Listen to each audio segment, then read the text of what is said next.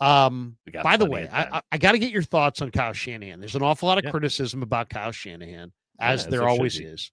Yeah.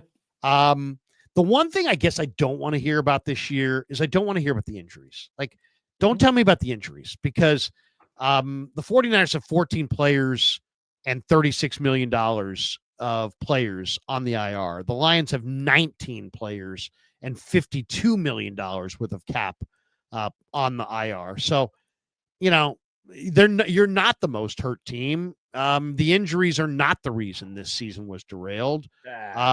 It was a contributing factor, but I don't want to hear that as a coverall. It's not a coverall. It shouldn't be a coverall. Okay. So I bring up Kyle Shanahan with one more loss. If the Niners lose Monday night, Kyle Shanahan will now have 4 seasons with 10 plus losses with the Niners. The only other coaches in the NFL to do that with one team, John McKay, 6 10-loss seasons with the Buccaneers. Bart Starr, 4 with Green Bay. Gus Bradley, 4 with Jacksonville. Yeah. So I guess my question to you, and by the way, I didn't realize this, but this is pretty interesting. The Niners have been the most Jekyll and Hyde team in all of pro football for like 20 plus years. Going back to since 2003. This is how their season has ended. No playoffs, no playoffs, no playoffs, no playoffs, no playoffs, no playoffs, no playoffs, no playoffs.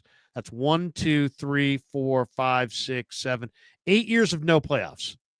Then they go to the NFC Championship game. Then they go to the Super Bowl. This is all under Harbaugh. Then they go to the NFC Championship game again. 3 years in a row. Right. Then they go no playoffs, no playoffs, no playoffs, no playoffs, no playoffs, 5 years in a row. Then they go to the Super Bowl. Then they go no playoffs. Then they go to the NFC Championship game. Then they go to the NFC Championship game again. Then they go to the Super Bowl again. And then this year, no playoffs. I mean, that is crazy. In each of the last 22 seasons, going all the way back to 2003, the Niners have either made it to the NFC title game 7 times or missed the playoffs entirely 15 times. And they've had 7 different head coaches over that span, which also is quite revealing. But Dieter, what do you make of that? I mean, there is no other team in any other sport that has that kind of all or nothing kind of if they go to the playoffs, it's like their birthright is the conference championship game. And yet they've missed the playoffs. For a team that's gone to 7 NFC title games, they've also missed the playoffs 15 times. That's an amazingly high number. That is just a wild track record of success and failure since 2003. What does that in your mind reveal, if anything? 2 things. One, it's the legacy of Eddie DeBartolo in that you have teams that are consistently star-laden, right? They try to build around star players. And when you have that, you can end up in situations like this year where stars get injured and you don't have viable backups to fill the gap because the system is a lot different than when Eddie D was doing it. Eddie D could go out and buy anything he wanted. There was no salary cap. They could be the Yankees. And, the Yankees have this problem these days. And it's a lot like that around here. So you end up in this very boomer bust type of roster. The other thing it tells me is that this is not a good ownership group, that this is a team that is entirely coach-led. And if you don't have the coach, there's no infrastructure to prevent the bottom from completely falling out, as it has repeatedly under Jed York as the team's CEO. And that's what it tells me. So when you get Harbaugh in town, hey, immediate success, high-level success, deeper football teams. Yeah, they had stars. There's no question about it. But a competency that emanated from the head coach. He leaves, all goes to hell. A competency returns in Kyle Shanahan. It took him a year or two, right, to get back to that. But there was a competency when Kyle Shanahan and John Lynch take over.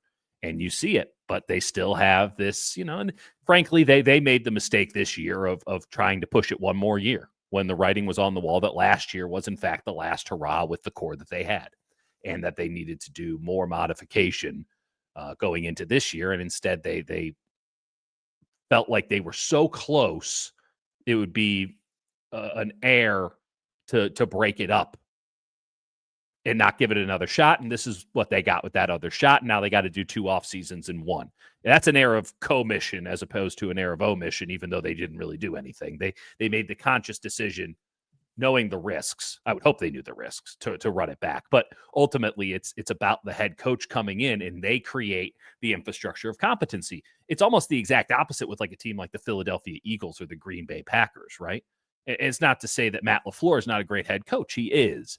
But they've had a standard and an infrastructure of competency in there for decades in Green Bay, right? They're always pretty damn good. And when the bottom falls out, it's something pretty big, and they get it right back on track. It helps to have good quarterbacks.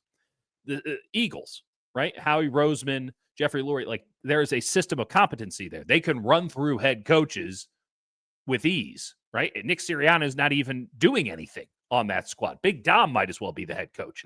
And yet they're still there every year because the competency comes from Lurie, who writes the checks, and from Howie Roseman, who ultimately calls the shots. That's where the competency comes from. So it tells me that the 49ers have a system of competency around the head coach, which at least you have one.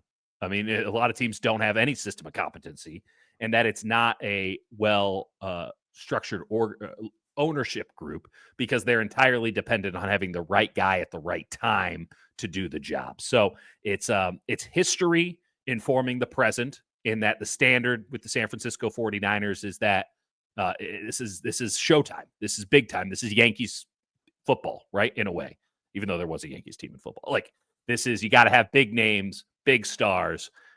We're trying to repeat the Eddie D era, but in ownership's case, they don't know how to do this. They couldn't do this on their own. They need someone else to do it for them, and they just write the checks. So that's what it tells me. I think what it tells me is that, the 49ers, when they're going right, they're still one of the premier teams.